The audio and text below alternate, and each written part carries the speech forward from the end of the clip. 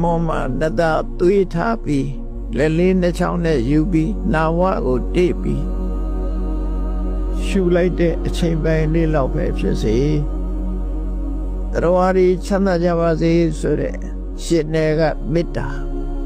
ရှင်နယ်မှာမေတ္တာဖြစ်အောင်လုပ်ထားတာ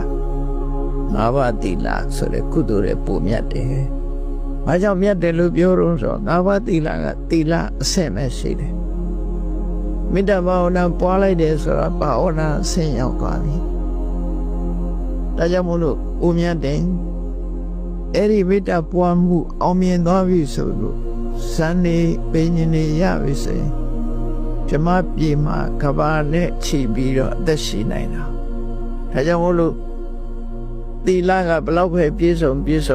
ဓမ္မမဖြစ်ဘူးသီလကုသိုလ်တစ်မျိုးတည်းနဲ့ဓမ္မမဖြစ်ဘူး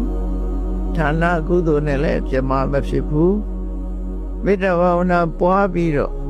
သမထကျင့်စဉ်ကျင့်လို့ဆံရပြီဆိုရင်ဓမ္မဖြစ်တယ်လို့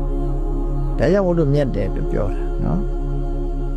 အဲ့ဒီရဲ့မြတ်တဲ့ကုသိုလ်ရှိသေးလားလို့ဆိုရှိသေးတယ်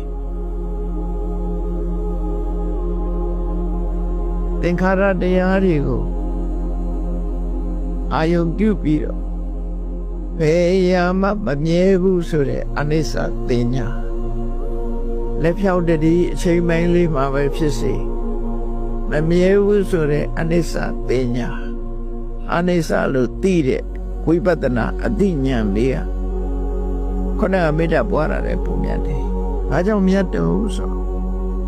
ဒီဝိပဿနာအသိကဘယ်လေးပါဖို့လေးပါထီအောင်စိုက်ထီစေပြီးနိဗ္ဗာန်ထိအောင်ရောက်စေနိုင်သောကြောင့်ဖြစ်တယ်။စံပွားပြီးတော့ဆံရယုံတတ်နဲ့နိဗ္ဗာန်ဆိုတာမရသေးဘူး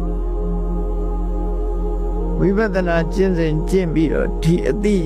လာမှနိဗ္ဗာန်ဆိုတဲ့နိဗ္ဗာန်တခါကြီးဟာပွင့်သွားမှာပဲဖြစ်တယ်။ဘယ်လိုလုပ်ပြီးတခါဖွင့်တယ်လဲလို့ဆိုလို့ရှိရင်အရာခတ်သိမ်းဟာမမြဲဘူးဆိုတဲ့အနိစ္စသိညာဝိပဿနာဉာဏ်သည်တွေ့တာမှုတွေကိုရောပါသွားစေနိုင်တယ်။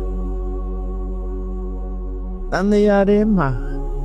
ကျင်လဲနေကြတာရင်ထဲကတွေ့တာမှုတွေကိုမဖယ်ရှားနိုင်လို့တာဖြစ်တယ်။အဲ့ဒီရင်ထဲကတွေ့တာမှုတွေကိုဖယ်ရှားဖို့အတွက်အနိစ္စသိညာလို့ခေါ်တဲ့ဝိပဿနာကလွယ်လို့တခြားနည်းနဲ့ဖယ်လို့မရဘူး